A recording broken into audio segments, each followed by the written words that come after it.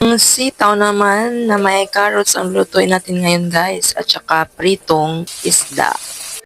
I-blanch muna natin ang sitaw.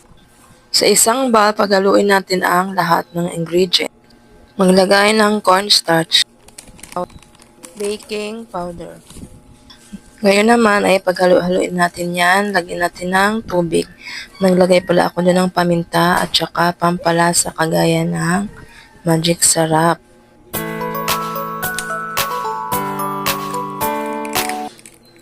Naglagay pala ako dyan ng 2 itlog na malaki.